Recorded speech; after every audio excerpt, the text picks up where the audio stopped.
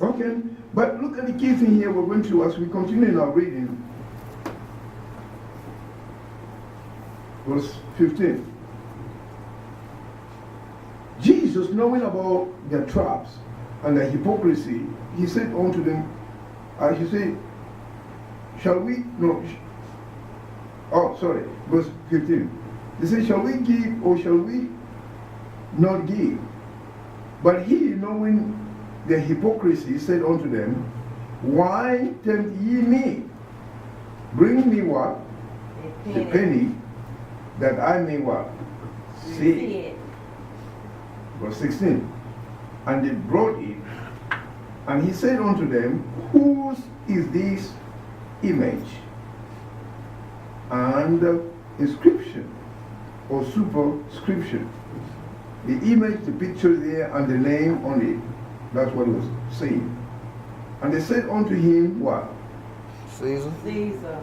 The picture, the image, the drawing that was upon that coin was the photo or the image of the political leader Caesar. Am I right? Mm-hmm. And even the name, just like here you sometimes have one of the presidents of the United States, the former presidents on some of the dollar bills. Am I right? Yes. Good. And then you see the treasury of United States government, and then the writing on the dollar bill. I'm talking about the dollar now. So he says here, and Jesus answered and said unto them, what? Verse 17. Help me read it loud. Render to Caesar the things that are Caesar's. That means what? Give to Caesar what belongs to Caesar. Give taxes if Caesar or the government of the United States or the government of any nation or people possibly might be watching this. God says if your government collects taxes, give to them, pay the taxes. Pay it, give it to them. Okay? Give unto the government, give unto the leaders, give to your rulers, give to whatever income or tax or revenue they want from you, pay for it, do it. There's nothing complicated to understand that. Give to Caesar, give to the government, whether it's a local government, whether it's a state government, whether it's a national or federal government, pay for it. Yes. Is that clear? Yes. Is that understandable now? Yes. Go. But he didn't stop there. Let's continue. Then he said what? And to God the things that are God. And give unto God what belongs to God.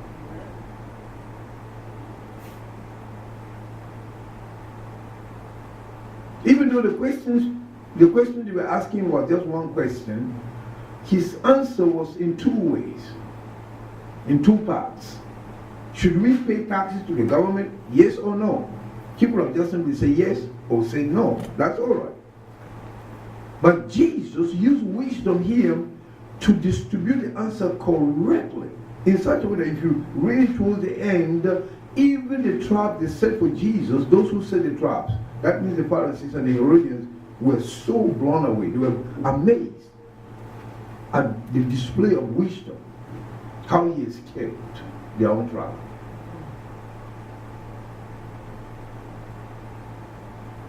The answer he gave was this: pay the taxes, give to the government whatever belongs to the government. Amen? Amen. But he didn't stop there. Then he said, turn around and give to God what belongs to God. And I will be talking a little bit about the aspect of giving to God. You heard me a little bit when I came here, and then sometimes, even in the broadcast, I've been sharing this a lot. When it comes to giving our taxes, because of fear, either of being arrested or having our properties confiscated by the government, that means if you don't pay your taxes, the IRS will go after your bank account, or they will go after your job. The company that employed you, the government will demand that part of your salary should be forwarded into the treasury of the government because you owe the government some money. Am I right? They will do whatever it takes to get that money from you. I'm talking about the government now. We can't hide it.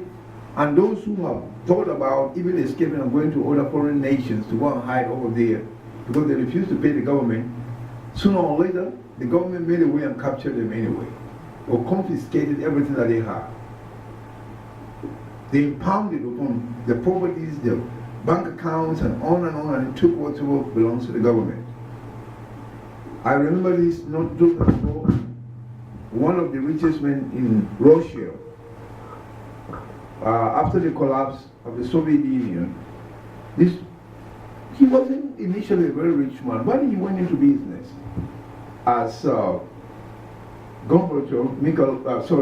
Putin, with his government now started privatizing some of the state-owned corporations. He went into gas and oil industry and opened up his business along that line, and he made fortunes.